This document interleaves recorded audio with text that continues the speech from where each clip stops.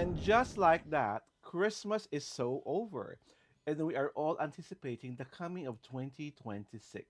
This is Alawad Ignacio, the diva that you love. Together with me is my kumaring Ultramalita, Hi, this is Alex Brosas. and you are watching The Kitty Show, Tarayana Talakayan Showbiz Edition. At Mare, ang taray, diba, sa ating episode 8. Ilan na ba ang ating organic subscribers as of today? Naku, papunta na sa 15,000, 14,929. Diyos ko, plus, Wow! plus, plus. At natutuwa ako doon siguro bago mag-New Year or sa New Year time, Yeah. nasa 20K na tayo. At ito nga, dahil, alam mo naman, pag malapit na matapos ng taon, inaalala na natin ang mga kaganapan ng 2025. At isa sa pinakamalaking pinag-uusapan, syempre pa, ay ang mga relasyong wasak na wasak at hindi na uwi sa simbahan, Mare. Napaaray ka ba talaga? Una, sa hiwalayang Chris Aquino at Dr. Michael Padlan, what say you? Expected na yun, ano? Hello? You want some miracles? Charot. Sa hiwalayang Barbie Fortesa at Jack Roberto. Use me in a sentence. Charot! Ako, Catriona Gray at Sam Milby. Ay, nako, pareho na siyang induto at ginamit ng cornerstone. Ay, aray ko. Mm. Kailin Alcantara at Kobe Paras. Lucas talking. Kaloka yung hiwalayan na yan. Diyos ko, doom from the start. Charot. Yes, ito na. Hiwalayang Heaven Paralejo at Marco Gallio. The Who times 2. Oh, si Elise Hoson at McCoy De Leon. I've seen it coming. Diyos ko, not once but twice. Charot! Ito na. Ang hiwalayang Clea Pineda at sino ito? Catrice Tirulf. Kirulf. Ay, wala akong panahon sa pagluluto ng lengua. Yun lang masasabi ko. Mahirap magluto ng lengua, lalo ng holiday season. Hiwalayang next. Liza Soberano at Enrique Hill. Mm. Diyos ko, pakiano mo na nga yan. Mga ocean deep na yan, my God. Move on na, move forward. Oo. Next na hiwalayan, Julia Barreto at Gerald Anderson. Totoo nga ang sabi ni Bea Alonso, time indeed is the truth teller. Diba? Oh. Si Chief Filomeno at Jay Cuenca. Mm. Diyos ko, parang anuhan ng mga starlet ito. Love story ng mga starlet. Diba? At ang pinakapasabog na hiwalayan, ang hiwalayan niya, Ellen Adarna at ni Derek Ramsey. Diyos ko, ano na yun? Nagbabadya na yun from the very start. My Mm. God, meron ba namang nagpakasal in just, ilang months lang nagkakilala? Mhm. Tapos nagpakasal? Ay nako, tumatawa ngayon. Sino? Yung ex ni Derek. Si Andrea Oo, Torres. di ba? Yes. Na-save siya. Charot! Na-save siya from further shame and disaster. At naghiwalay pala itong dalawang to. Sino yan? Si Ivana Alawi at si Albi Benitez. Naghiwalay ba talaga sila? O naging sila ba talaga? O chismis lang to ng mga kumari nating mga nagmamagaling? Diyos ko. Ano mo maghiwalay sila? Magbabago ba ang ekonomiya ng Pilipinas? Ay, God. taray-taray naman. Diba? Para patapos mo lang ang taon. Grabe yung pagkatayo mo. Ultra Baldita. Dahil dyan, basahin na natin ating unang letter sender. Sino ba ito? Oh. Si Marge Serrano. I love you both. I love intelligent people. Kaya I always watch this show. Oh. Oo naman, What can you diba? say to her reaction to us? Alam mo, we are on the same wavelength. Kaya, we understood each other, di ba? Ganun lang yon. We do not stoop down to the level of mediocrity. Hello. At from the House of Cabral of Prima and Chad, Merry Christmas to both of you. Happy holidays to you, Prima, and of course to Chad. Next. Mike Lai, Mhm. I'm not even Jaja's fan, but there was nothing wrong with their action. On the contrary, the gesture of returning the trophy was bold and brave of her.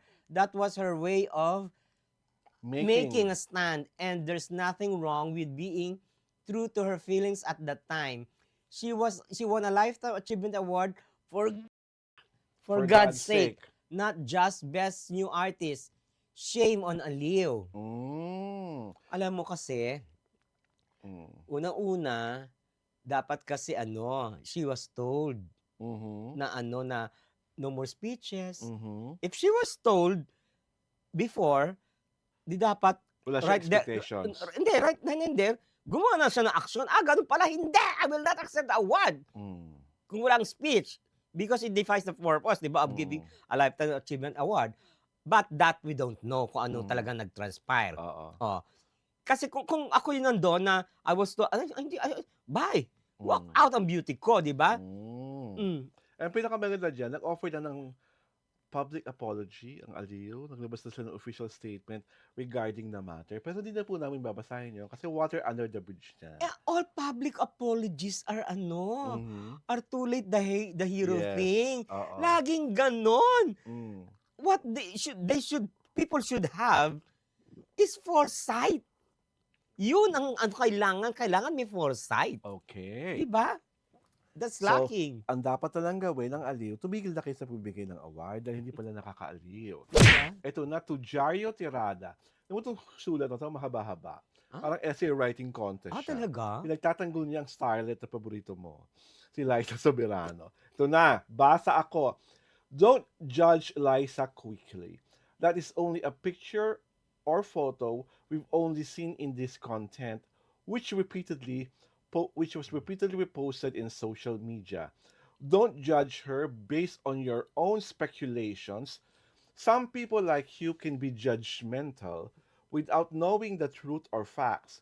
Maybe this picture of them are for their business, career move, or a project for them professionally.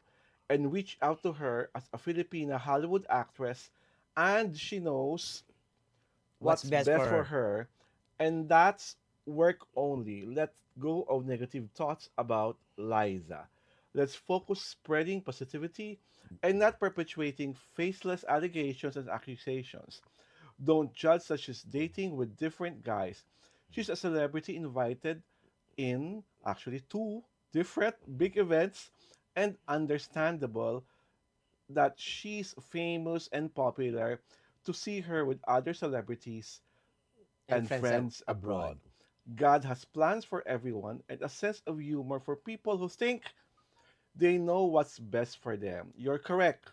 Wag unahan o pangungunahan si Liza on her life, status, and condition. She's deserving respect and understanding. Be careful to your unpleasant words against her. Liza's decent, simple, intelligent, independent, strong, brave, courageous, sophisticated lady. Because she's famous and popular, she's always accused her without evidences and just noise, and can be real harsh without knowing the facts. Let's respect and avoid unverified information against Liza. God holds the future of everyone. Just focus on your own life and know what's best for your life. Life is short. Let's go of negativity. Let's spread peace, love, and kindness to everyone instead of hate and negatively affecting to the person. Can you please avoid unconfirmed rumors? Let's respect Liza's privacy. Oh, wala akong makasabi kundi sa'yo, kundi... But, point number one, Liza's popularity and fame is debatable. She's no longer famous nor popular in the Philippines, and she's still inching her way to Hollywood. Number two, we are not making judgments about her on a personal capacity. We're making a judgment about her simply because she was seen in a photo with a Japanese American actor. Three, we have never spoused or we have never promoted negativity here at the Hitty Show. What we do here is say things as a matter of factly, and what we deduce and what we discuss comes not only from our personal experiences, but also from the fact that in a way we have become seasoned and respected entertainment journalists. Though your points are valid, we are also not undermining the fact that Liza is trying her darnest best to become a Hollywood starlet as she dreams to be. If she becomes a Hollywood star, then good for her. If not, then only the fates can tell. That's my take on your longish letter? Ako naman, eto na masasabi ko. All reports on Liza and the Japanese Kenzo, Mhm. the Japanese actor, they were not affirmative. Diba? Nobody Nobody said that. arrive at the fact na magjowa sila. Yes. They were hinting pero they were not affirmative in their in Mm-mm. their write-ups, 'di ba? Pangalawa, no one is judging Liza. Mhm. That's a common problem with people. That's a common misunderstanding of people's opinion of other people. Mhm. Liza is being interpreted by her action. Mhm. She's not being judged, 'di ba? And if you follow Liza's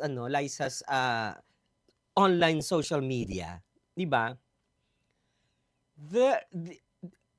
She has a bleak future in Hollywood. Mhm. No big project is in horizon. Except for the animation na voice actress siya. Oh, pero ano As 'yon voice eh? actress. Voice actress Not 'yun eh, as an hindi leading eh. actress. Oo. Oo. How long has she been in wallowing in Hollywood? 2, 3 2, 3 years. years, 'di ba? Nothing has she has achieved nothing Mhm. except for that starlet role sa ano 'yun? Sa Frankenstein, 'di ba? Liza Frankenstein, which is a major flop. Oo, that they made to appear na na maganda yung role niya, Mm. chuchu. Alam mo kasi, people dream big. That's not their fault, 'di ba? And that's not bad either. But you have to realize, people should realize na there comes a point na hanggang dun ka lang. 'Di ba? Of course, you strive. Mhm. You strive talagang harder and harder, 'di ba? But hindi ka nginitian ng swerte, Mhm. 'di ba? Kita mo, nag-Hollywood, nag-Korean, Mm. kung ano mga pinasok, 'di ba? Kung Mhm. saan pero she has not achieved anything. Mhm. 'Di ba? Kasi siya, parang in-instill sa utak niya that she can be the biggest star there is from the Philippines na in-export sa Hollywood. Well, That's not the case. well, that remains to be seen. And on that note, this is Alvin Ignacio, the diva that you love. Together with me, may kumaring Ultra Maldita. Hi, this is Alex Brasas. And you are watching Riti Show. Tarayan at Halakin Showbiz Edition.